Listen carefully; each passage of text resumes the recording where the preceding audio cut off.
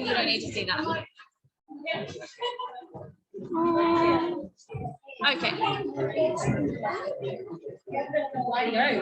Okay, we're on. Sorry for the delays, and thank you for your patience. So, before we get started, I just want to do an acknowledgement of the country. I'd like to pay my respects to the traditional owners and the elders past, present, and emerging, and recognise that we are on Darug land. And it's important that we recognise that and the work that they've always done and continue to do, which is land caring essentially. So, some familiar faces, some newer faces. My name is Katherine. I'm the local Landcare coordinator for the Hawkesbury-Nepean Landcare Network. So what we'll do today is we've got some people online. They've already been through the etiquette to make sure they're on mute and all that. But just for you guys in general, there's tea and coffee and snacks. Please feel free to get up whenever you like. Bathrooms are that way between the two white buildings with a light on. I'm helpful with directions, so I'm just repeating what I was told. We've got a really nice lineup of a few speakers today. Some different stuff, a very big education focus as well, which is really nice. I'd like to thank you all as well for making time to come out today. It's not always easy on a weekday evening and the weather is not favourable, but land caring is about enjoying nature in whatever season we're in, so it's very nice to have everyone here. I thought I would just run through a little bit. That's just what we'll go through today very quickly, not much. But what I thought I would, we need the screen now, okay.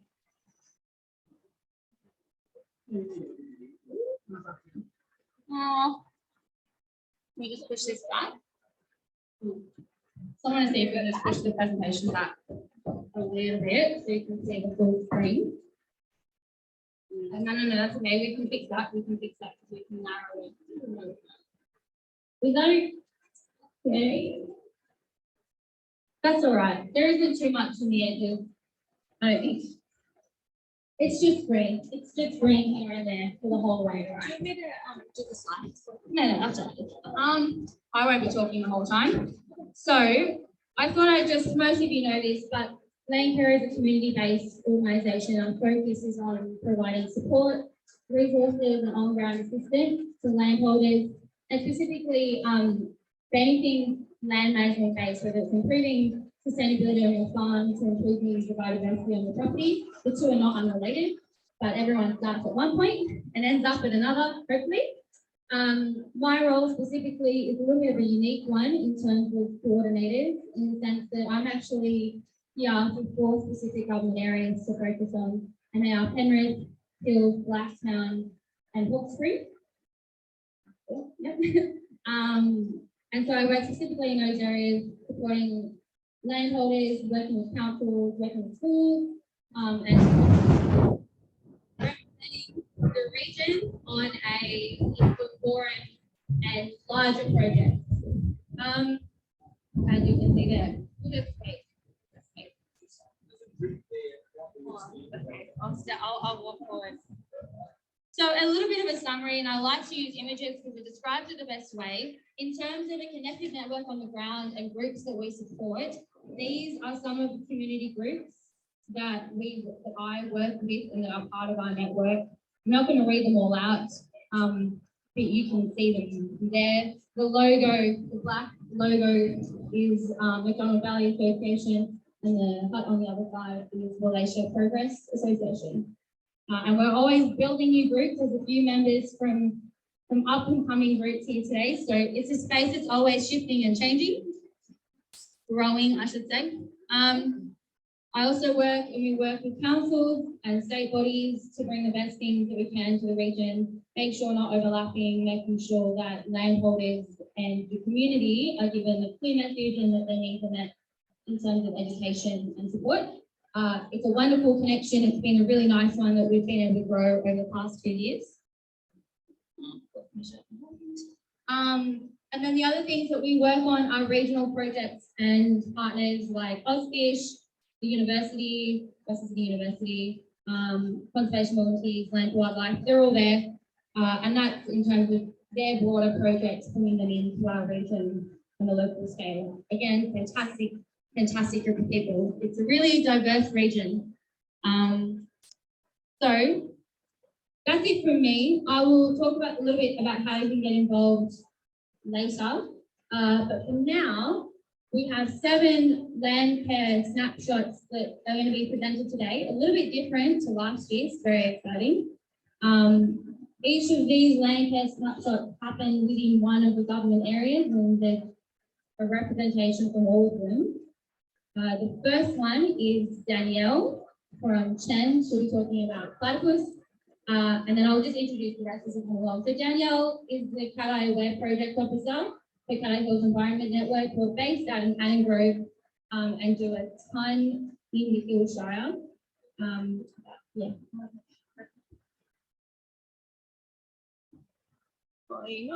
Has that gone? Whoop, sorry. Wait, it's slow, it's slow. There we go. Hello, yeah, like Katherine introduced me, my name is Danielle, and I'm the Caddies Project Officer for CHEN, Caddies Environment Network. So one of our biggest accomplishments in Sorry. My bad. Yeah, you got it. You go. I'm just gonna record.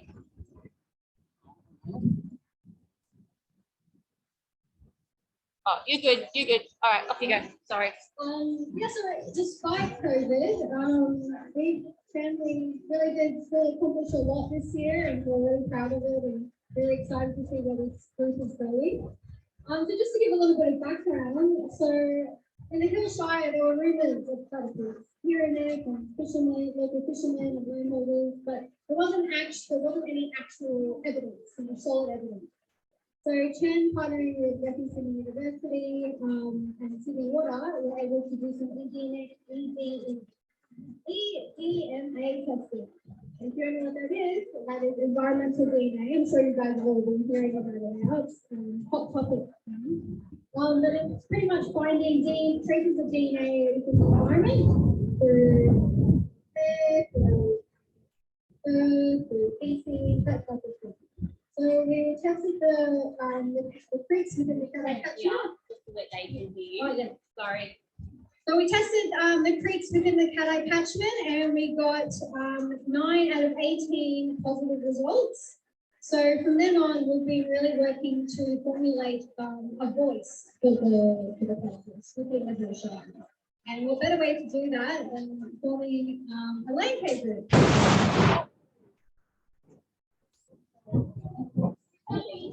A few moments to recover from that one.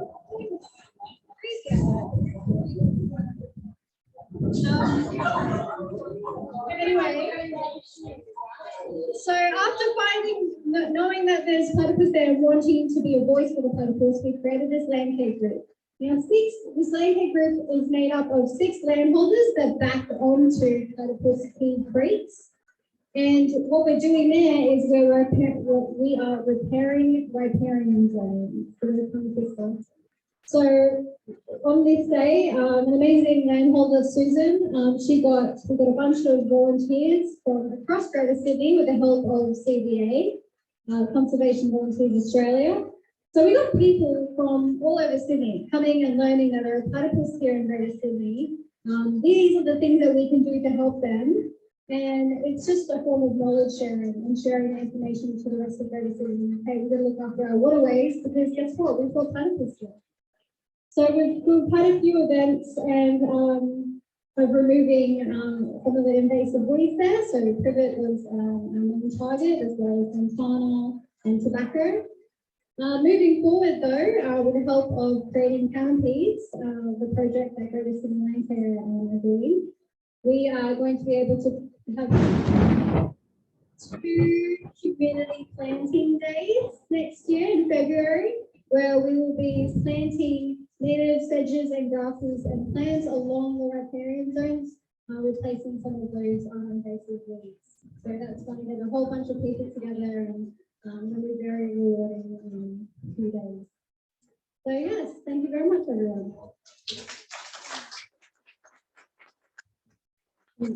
Danielle, if anyone wants to stay updated on what CHEN does, they have a Facebook and you can become a member as well. So I encourage you to do that. Our next one is Rowan from Lorien, Novalis. So Rowan has just finished year 12, congratulations, and did his major project as an ecology project that combined science, ecology, and art, or science is ecology, but those three things. And I was fortunate enough to actually get to mentor Rowan and support him in that journey on the school. So, come.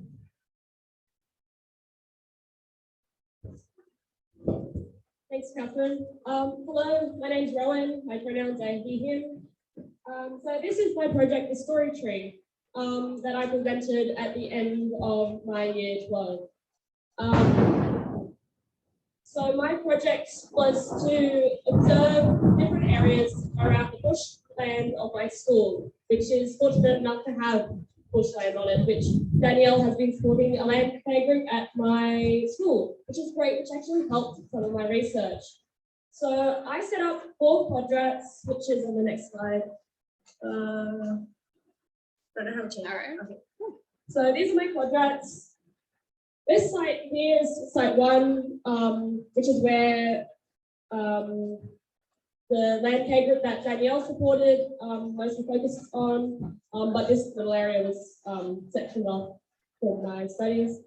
And I was focusing on looking at how the plants regenerated after it had been cleared. So it had been previously cleared, and I wanted to see what would come back, how quickly the weeds came back, how quickly the natives came back, and who would, take stewardship of the area.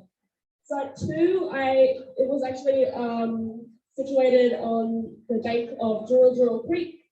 Had lots of young plants, and I got to see how they grew, how they took on challenges like the storm, and I got to see lots of wildlife around there, which was amazing. Site 3 in the corner there was perfect. It was just like the perfect bushland. There was like no lantana for once. I've never seen an area with no lantana. It was great. Site 4, the one in the bottom corner there, it can stay in the bottom corner. I don't like it. It's an infestation. It's got lots of trad, fishbone, and fertile plant, which is all invasive. And nothing changed there because it has very invasive plants that take over the whole area. But I think with a bit of help from people, it will be able to recover, as will the creek that it's on, which is completely dry. So that was my project, and I combined this study with science communication. And my specific focus was on the intersection between art and science, and how art can enhance the communication of science, especially to children, and to inspire people to want to be a part of projects like this. So as you saw in the slide before, there was a little story tree thing. I made a book, which I created pop-ups to demonstrate certain phenomena, certain processes physically, where I could show how things interacted with each other by just opening the page and seeing the physical representation of it. Yeah, so that's what I did, and I couldn't have done it without Katherine, and Danielle helped a bit, and there was a couple of other people that were there that came along and helped with my projects, which I was so grateful for. And thank you for having me. If anyone would like to, hear about the projects, I am happy to nerd out about them. Thank you so much. Okay, I must say, the book that he did was actually a pop-up book that he learned to do himself, like completely made the pop-up. It's incredible. Very, we'll have to do another day and do show and tell. Jenny and teacher. So the next one, following on from Rowan, I thought we'd stick straight back to the next school. So I had the pleasure of getting to visit Caddies Public School earlier this year. I was blown away by how much they were able to do and teach the students, even when they didn't actually have a large amount of much at all, Bushland on the school. And it was just a tribute to the fact that any school can include this in their education and their syllabus. And so I thought I'd invite the teachers themselves to talk about it today. Right, so I'm Jenny, that's Carol, this is Liz, and we're kind of the core group of our environmental initiatives at school. Please stand Sorry, there. it's not under the drip, but so you don't get wet for just an 18 months.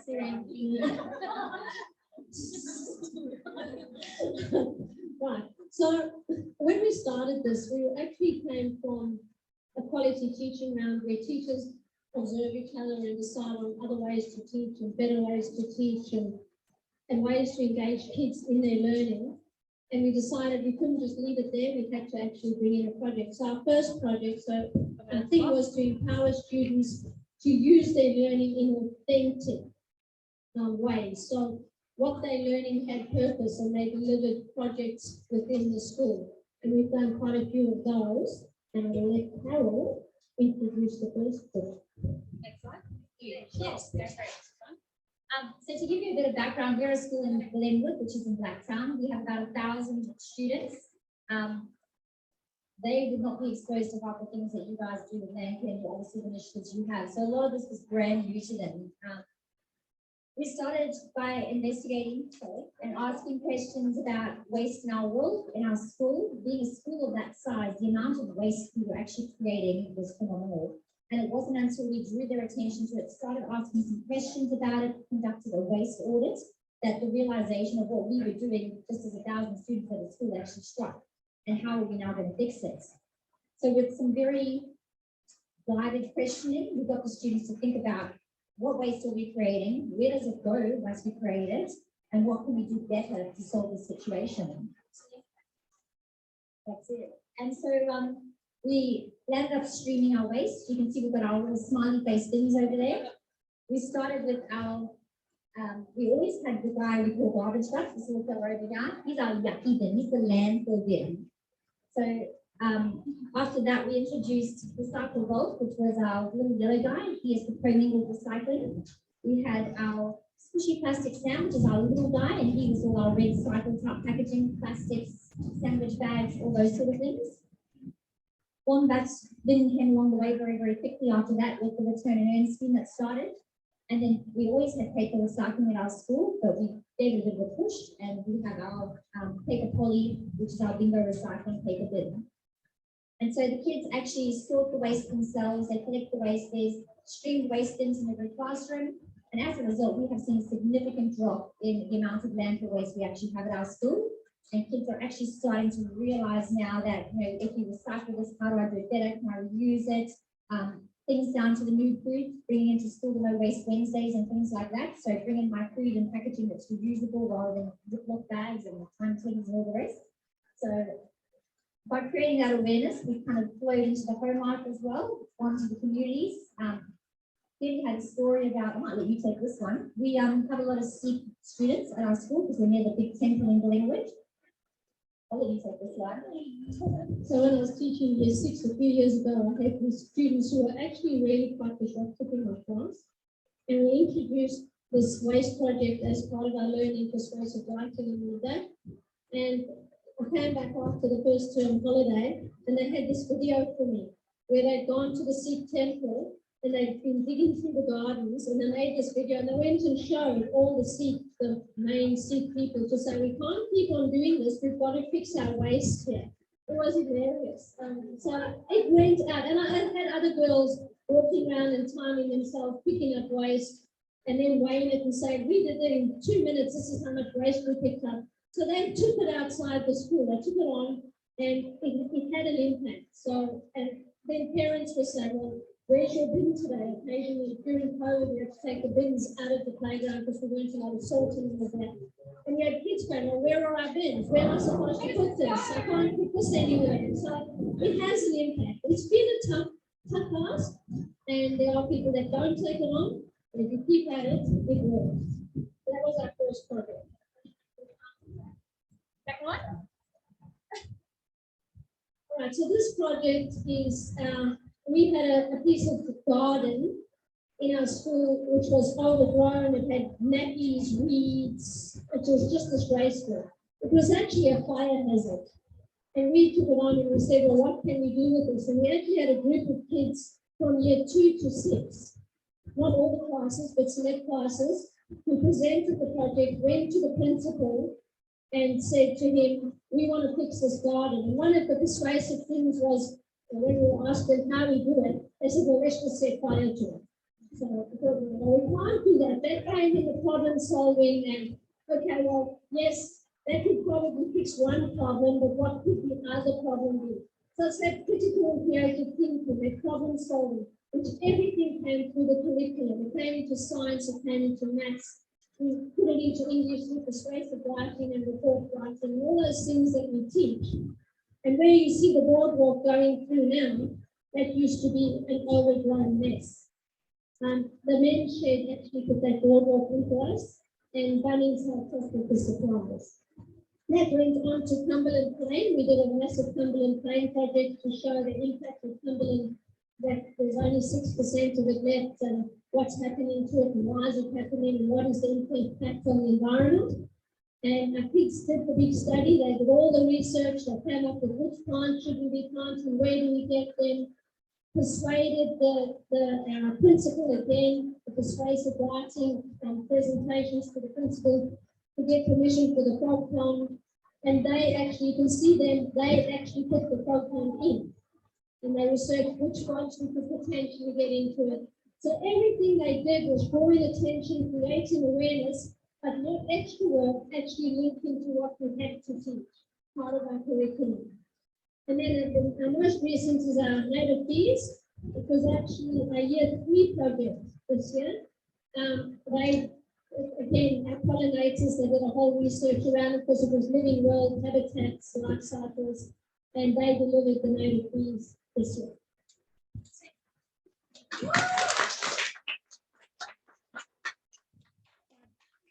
Basically, none of this would have happened without initiatives like the Woolworths Landcare grants and things like that that we've applied for as well. So it's been a little extra helping hand along the way that we've got into the ground for.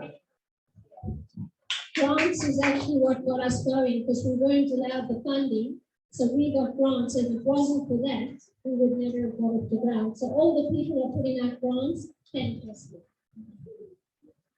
Thank you so much. An amazing effort for education, I think. This really shows what's possible. So our next presentation is Our Landcare Snapshot. It's from Christine. So Christine is part of the Hawkesbury Environment Network. And together with the Hawkesbury-Nepean Landcare Network and other groups, we have a wetlands group for the Hawkesbury. They run their own project themselves. We've had a few big things happen this year. So Christine, would you come? And they've got a whole table out here as well. So later on, grab a cup of tea and have a look. Fantastic resources. I'm going to try and not stand under the wet spot and stand somewhere where I think they might be insulated.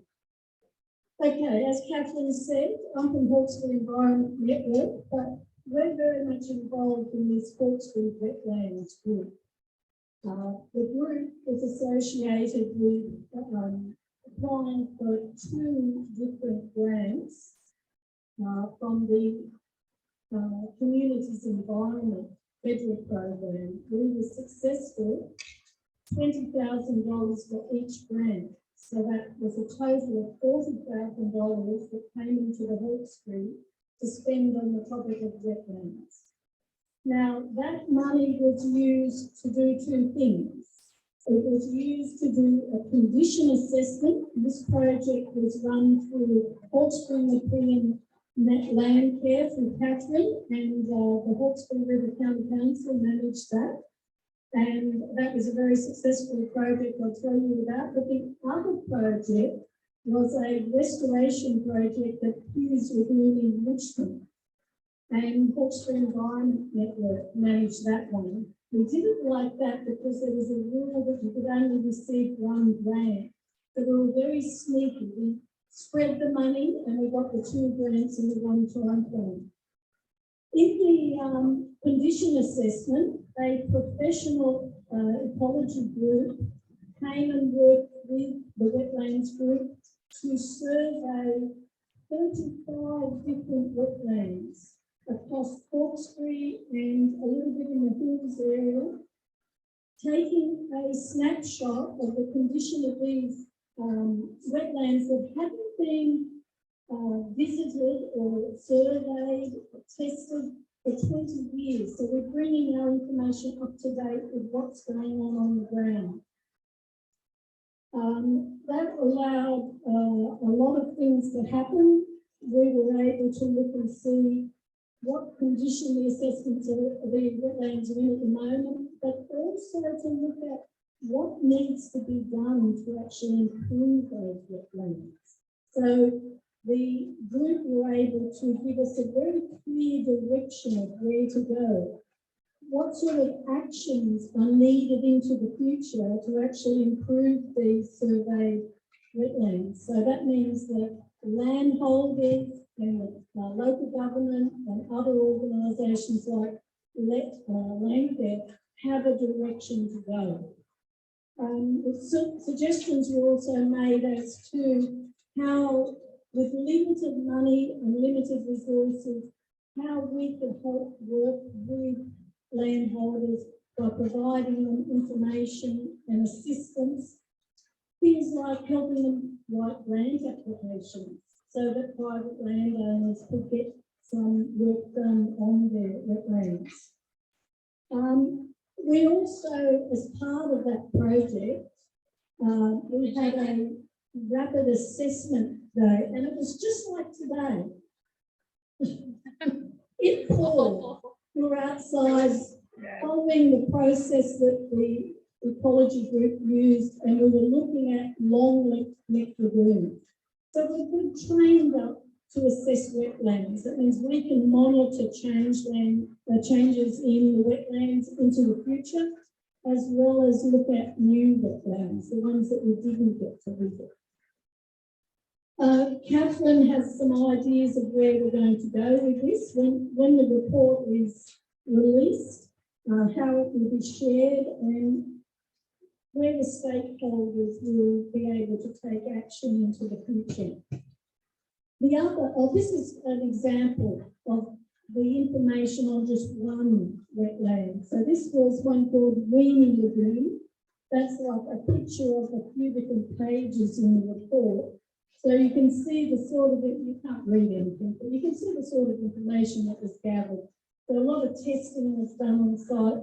And this particular wetland, the group said to improve this one, the actions are straightforward: remove the environmental weeds, restrict the grazing, and revegetate the banks of the lagoon. So it's nice and straightforward. This is what needs to happen at that site.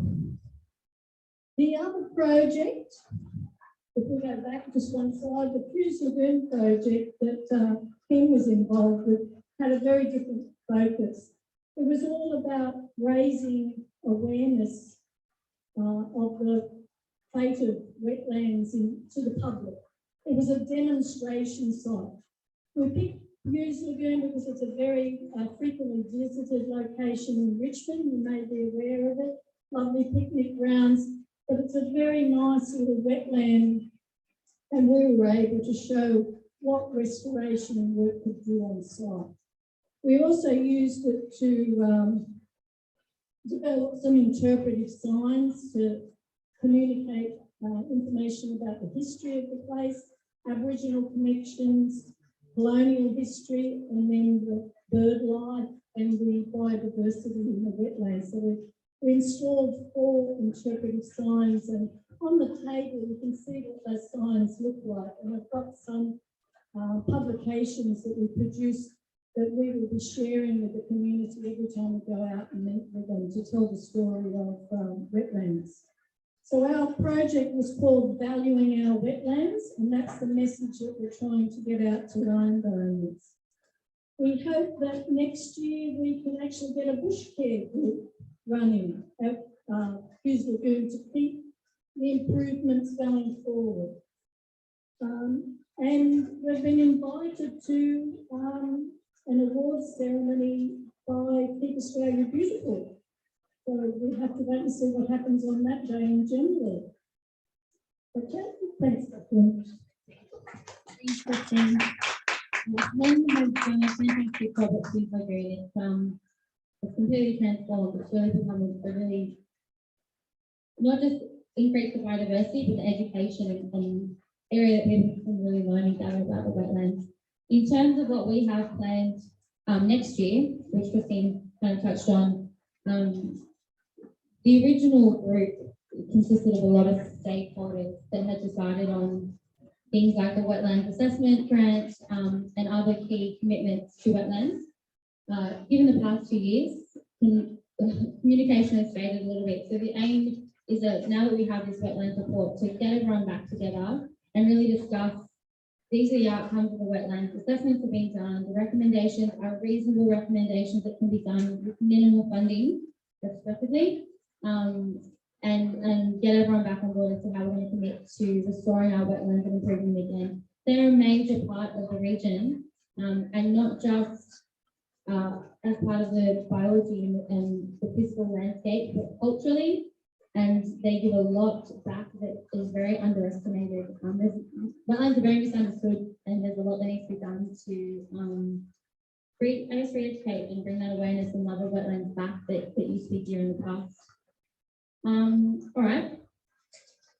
And if you are interested, we have a wetlands group, let me know. I'll include you in all the emails as to when things are coming up. So, this is me. Trying to put myself in here. Okay. So I thought I would do a quick snapshot about a project we've been running. The grant itself has been 12 months, but the outcome and the initiative started directly after the Black Summer bushfires. Obviously, there was a big impact to people, and there was also a big impact to the bushland, and everyone has a different perspective on what you need to do and how you need to do things, and we thought we would begin, I thought, and after speaking to a lot of people, being involved in the recovery hubs run by council, being involved with inquiries and outreaches, we found that the questions people were asking were pretty much the same. There were key themes between the project, between the questions people were asking across different regions, so Bushland and the surrounding, the Polo Valley and the Ronald Valley. So based on the feedback and the inquiries we were given, I decided to apply for a grant that would actually run workshops to create awareness and education about those key topics instead of educating everyone individually. And the aim is also to bring everyone together on these issues and create local groups or connections so that in the future, when we're addressing future disasters, the education and knowledge is in the community already, and they're capable to respond faster together without needing to reach out straight away to somebody. Or, with needing support instead of being dependent on another organisation is the key focus. Community resilience is the key term, yeah. So the funding, we obviously been delayed due to the events of the year, but we were able to work with Conservation Volunteers Australia to have 2 days restoring bushland in Bushland, so that's the top left. And then we had a wombat workshop in McDonald Valley. So in McDonald Valley, there's big concerns about wombat mange and the health of wombats in the area. A group that's become quite active. So in response to that, we're running a workshop, and we'll run future workshops. And then the second or third, I guess, was we recently had a planting day in Polo. So it wasn't a formal event, it was just the landholder and their family. That was creating connectivity and refuge in the Polo, and there'll be stage 2 next year. We actually have a fencing workshop and 4 days of fencing assistance next week, which Rough Track will be providing. We will be here soon to speak about themselves. And we have a biodiversity day in Bushland next year, a weeds versus natives ID day, and another wombat workshop next year, and potentially a few others which we will run through other funding, such as chainsawing and another fencing one which has been requested from Polo. So it's really about responding to what the community identified as their needs and being able to run it, and then bringing them together as a community under Landcare for that ongoing support. There is a flyer about it. We've worked with council and resilient organisations like BCI, Red Cross, Set the Step.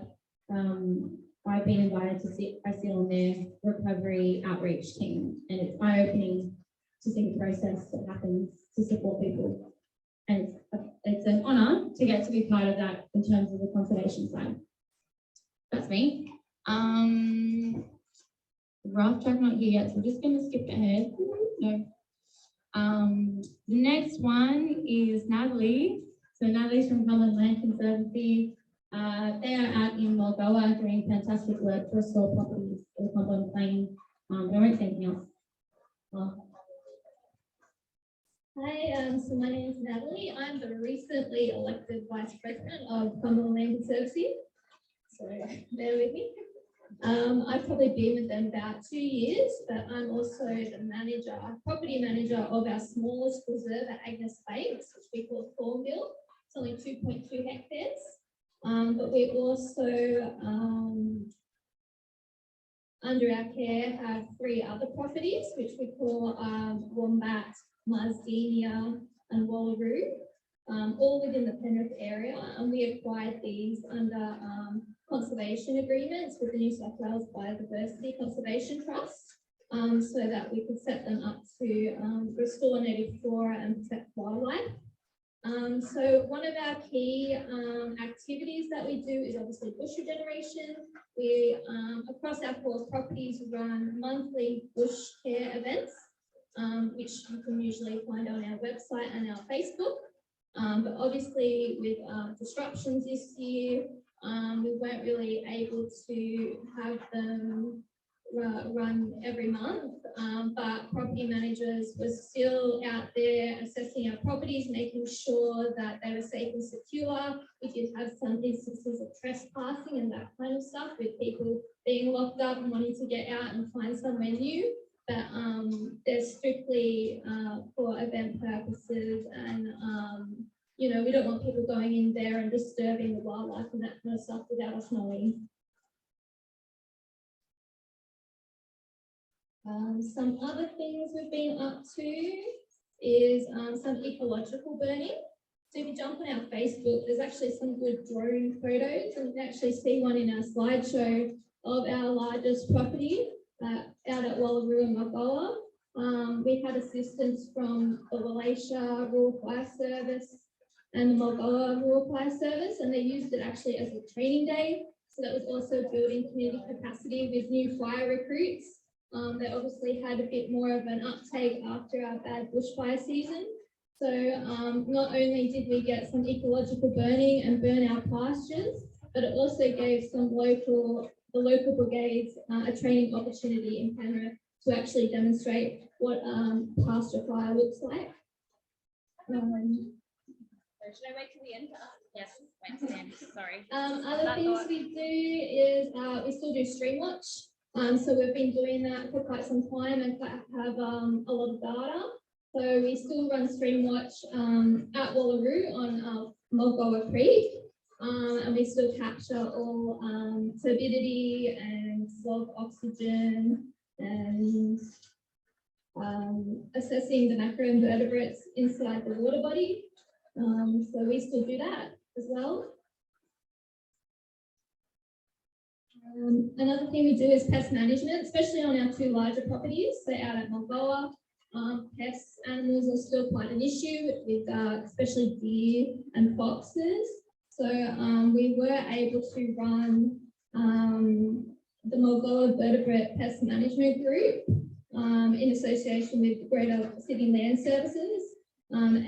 In April of this year, they had a workshop, and that's aimed at engaging surrounding landholders around our properties and work in a coordinated fashion to try and target these pest animals on a landscape scale. So it's not just controlling them on our property, but also assisting the local landholders as well, to give them assistance with how to set up fox traps and give them assistance with the deer and stuff as well. Even with the COVID situation this year, we still were able to run our coach day. So we asked our members if you wanted to come out and have a look. We drove the bus around to all 4 properties, and it gave us and our members a chance to visit each properties all in one day, and to get out and have a look at the progress that we've made on our sites. So we weren't able to run it in 2020, but we did successfully run it in 2021. I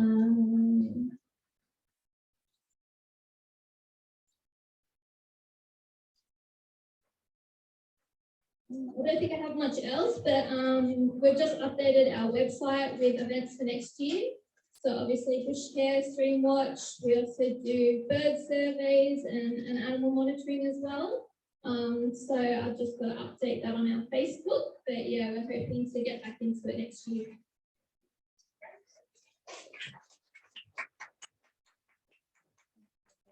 And yeah, I highly recommend jump on their Facebook, keep up to date with what's going on. Some very beautiful sites. I get a bit jealous. All right, we have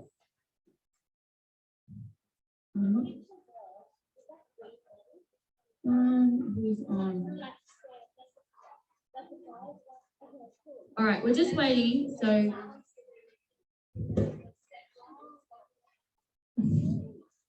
okay. So Dave, who is going to come from Rough Draft, we're just trying to call him in. He's had a bit of a run in. Does anyone have any questions so far for anyone that's asked? Jess, did you have a question? I just asked Natalie, I was wanting to know what black was in the picture, but it's the fire stick farming. I thought it was really it's the hazard reduction taken from the drone. You don't really get to see it from the ground level, but once you put it on the ground and actually see how much that they can burn in one day, it's quite spectacular. But there's some more photos now. Thank you so much for everything you do. Just while I sort out some stuff with Dave, figure out what we're going to do, I thought, Eric, do you want to say something now, just while we figure out whether or not Dave can use location, or we can do that later. I did also, before we move on, what was next? I don't know. No, it's just very hard to hear. They're troopers. The guys online have been troopers. Okay, questions. No. So I thought I'd just give a quick special mention as well. There are quite a few groups. There are many groups who have not done snapshots today. I just want to give them a quick mention so people know they're around. So of course we have our koala project on Little Weenie Creek. I'm biased, but it's a personal favourite. They're all my favourite. But they're 13 landholders who have come together to create a corridor to protect koala habitat and restore, so whether that's removing weeds or actually replanting habitat for koalas and Western Sydney grey rainbows. We also have the Hills Hornsby Koala Project, which are part of CHEN, who are looking for and monitoring for koalas through Hills and Hornsby, but mostly Annie Grove, Penthurst, Aurelia Way.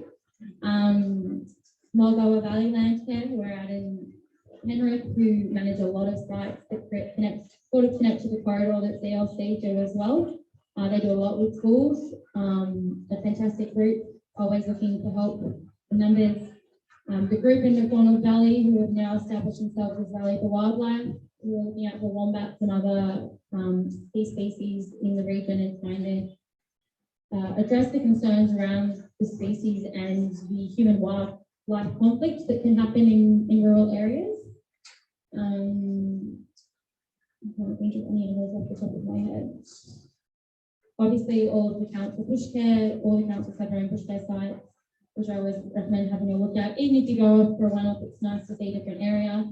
And there are groups, I know there's one at Bowl Mountain that do a lot with the bushwalking trails. And there are stream watch groups spotted around here and there. So there's plenty of groups around, and I'm always here to support anyone who wants to start a group too. Oh, of course, yes. And the Hawkesbury-Nepean Riverkeeper Network, which is a new one that's just kind of popped up recently. We had a microplastics day in June, okay. And then we had a rapid appraisal of riparian conditions on the weekend. And that's really a network that's highlighting and being a voice for the river, not just, peak bodies, but the community and local stakeholders having a chance to be involved in caring for the river and being riverkeepers itself. All right, Dave's just sent me an update. What I'll do is I'll go through the rough track stuff on his behalf, and then we will move on. So, how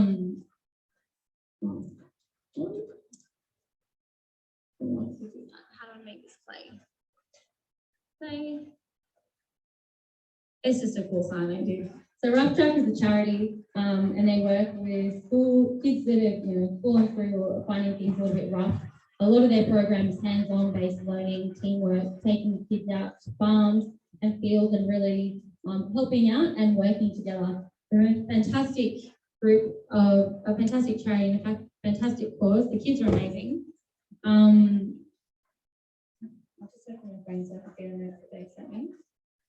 We came across Rough Track when we did a call out for expression of interest for Climate Forward, and they were like, yes, we want to plot on our place in Riverstone.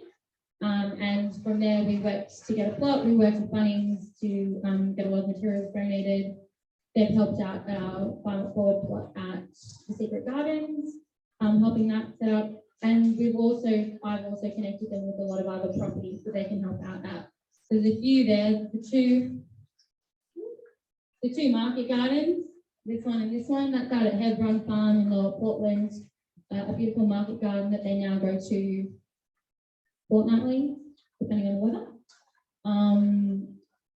They take the kids out camping. They do a lot of circle work as well. It's all about the kids making sure that they're opening up, learning to communicate, little things. It's a bit off-putting. When I went, I had to ask a simple question and then a difficult question. But it's a really good system of getting people to talk and open up in a session. I really respect what they do. Recently, so this is out at,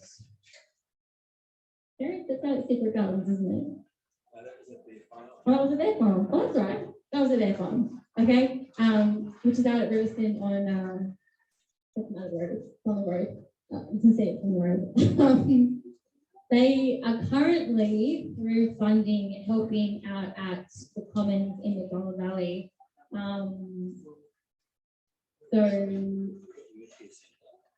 With a grant, I'm just going to read this because it's sent to me. So apologies, I'm going to try and make it sound like I'm not reading it. With a grant from AMP Tomorrow Fund, we were able to purchase a track skid loader, which has allowed us to start the St. Albans Common bushfire recovery fencing. It's an essential machine due to the terrain. With a team of 5 from Rough Track camping on site, we have cleared 2.5 kilometres of fence lines with the machine. We have constructed cattle-proof 5 barbed steel fencing along 4 neighbouring properties for a common of a total of 720 metres. Our Farm It Forward project have educated 18 young people from Rough Track in horticulture, and our joint work with Hebron Organic Farm has seen 5 months of relationship building with our young people and the farmers. I also add that they, like I said, are actually assisting. They're spending 4 days in the McDonald Valley next week. As long as it's not bucketing, the plan is still to go in rain, to assist a list of properties that have asked us for assistance in actually putting fencing in. These are properties often we found with fire recovery funding. If you're not a business and you don't actually earn off the land and you don't back onto a national park, it's very difficult to get anything fixed. And for some landholders, it is a responsibility, but for others who have been there for decades doing the right thing, it's really nice and important to be able to come together as a community and help each other out. And they will be doing that over the 4 days. They'll also be running a fencing workshop for landholders in the McDonald Valley, and that came from feedback that it was fantastic that the materials could be provided, but I've never actually had to put a fence in myself. My dad always did it, or my granddad always did it, and I've never had to do it. or I'm new to the area, there's a lot of landholder change. And I don't know, I know the fence is damaged, but I don't know where to put the new one. And Rough Track will be answering all those questions and running an actual workshop with our funding through the Restoring Our Bushland with Fire grant. So big members of the community they are, and I highly recommend you have a look at what they do and support what they do. Yeah. If you've seen their social media or Farmer Day social media, you'll really get the feel for how they create a family with their kids in the community. Does anyone have any questions?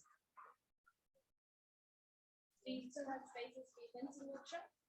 Yes, we do still have spaces for our fencing workshop.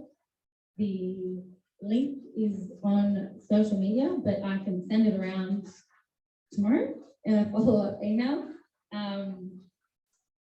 Yeah, I think we have 12 books so far, which for that region on a weekday is a lot of people. It doesn't include myself and everyone else, like the landholder and all that. Announcements, I'll say at the end, but I think I've done most of them. But in case everyone does have to go early, I do recommend you become a member and sign up for updates as well, but I'll talk about that later. For now, I didn't think, now we are going to. I'd like to invite Eric, who is the chair of our steering committee, to come up and say a few words. Come up and say a few words. Thanks, Eric. Okay, thanks, Sandy. The music was multiplying. I wonder how that code is going to go. All right. Speak loudly so they can hear. All right. Yeah, thanks for that. And it's quite amazing to see all the different projects that are under the umbrella, I guess, of the Landcare Network. Yeah, my name's Eric. I've been working with Landcare for quite a long time. Probably only one of the but I'm also connected to lots of other sort of farming groups as well. I'm passionate about how we can connect nature and make a living on the land as well too. Especially where we are in the peri-urban area. It's quite unique where we are in terms of Sydney, because we're not a city and in the country. There's something in between. And we tend to fall, I think we fall between the gaps between those jurisdictions. So a lot of people are not clear about it, and often the peri-urban ends up being land that is developed by default, and so it's land that's ready to go when we feel like spreading out kind of thing. So it's not really planned very well. So it's really good to see there's a lot of community groups, like community action, people on the ground, because I think if we claim this space, which I think is still about leadership in a way, but if we claim this space and we develop that connection to nature, really, that's the common denominator here. We're connected to nature. And a lot of people have a different perception of what that really is. And it can become through, as a pure restoring something to what it was, but it's also at a deeper level. I think Aboriginal people really had an intrinsic connection to the land. I think they had to intellectualise it like we do. I mean, we tend to look at things and say, that's nature out there.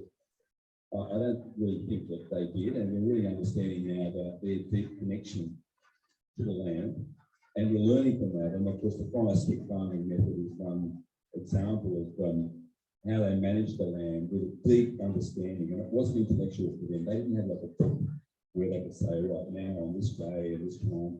They had such a connection. They just did things intuitively. Or if you look at quantum physics, they were actually able to tap into the quantum field, I think, and there's evidence of that now too, in terms of higher consciousness.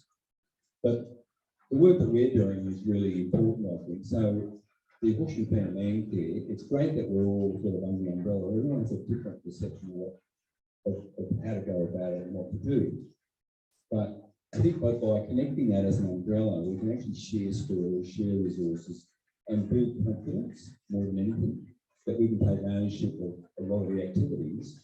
And then I think we'll find that, the so-called politicians and other people will then be inspired by that. And I think it's better than, than top-down sort of things to the government decrees we're going to do this, we're going to save this. I think if we take ownership of that space through Landcare, I think it's a much better way to go. So I'm really happy to be the chair and overarching, and indeed, without the help of someone like Katherine and Clare this is a critical role. Volunteers, it's very easy to volunteer for something, but when you've got to do the treasury and the secretary and the outreach, it really taxes people in terms of their volunteering capacity.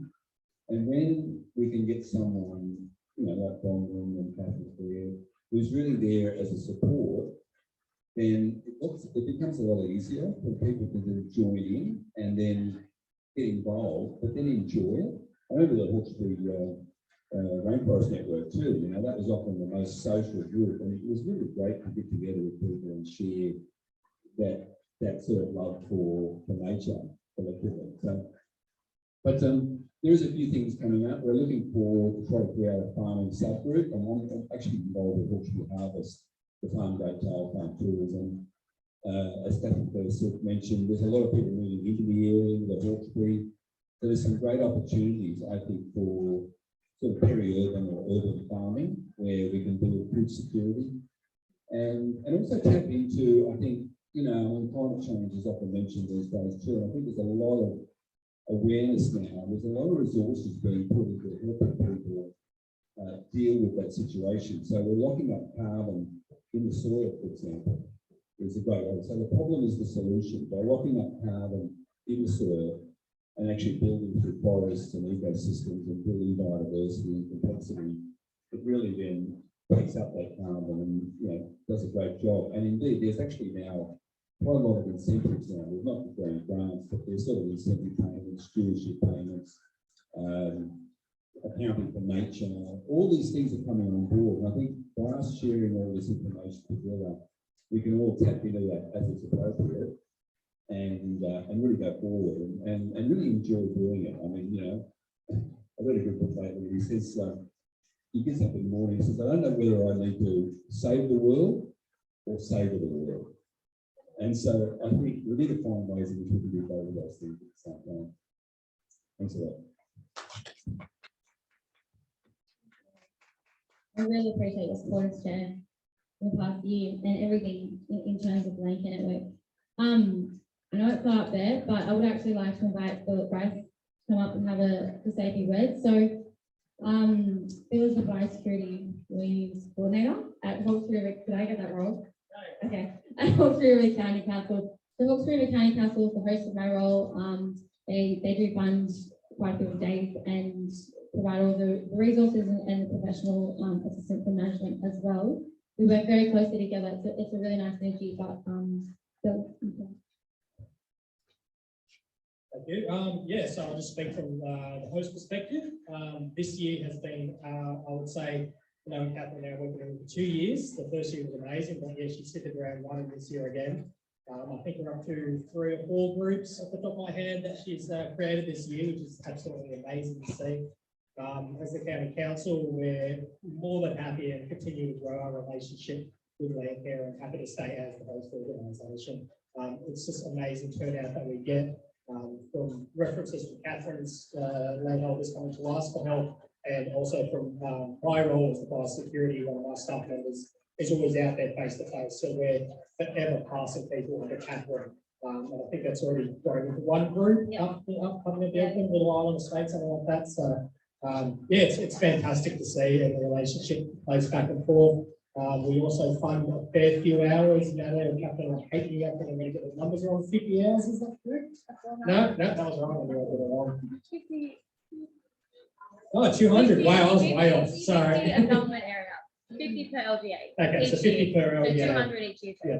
Yeah, so yeah, now the County Council, the relationship is great. So we're willing to keep striding forward. And yeah. Oh, the Blue, oh yeah, that's right. The Blue Mountain, yeah, Katherine has been absolutely integral in a project that we started up with the Blue Mountain Shale Pack project. I cannot thank her enough, and I think that's going to grow into a beautiful Landcare group up there. We had a few trepidations at the start, but yeah, it is just organically grown, and it's beautiful up there. The community has really come on board. So yeah, with Landcare's help, I don't think that project would be where it is now. I think it could unfortunately may fall on its head. So, all right. Thanks, Sarah.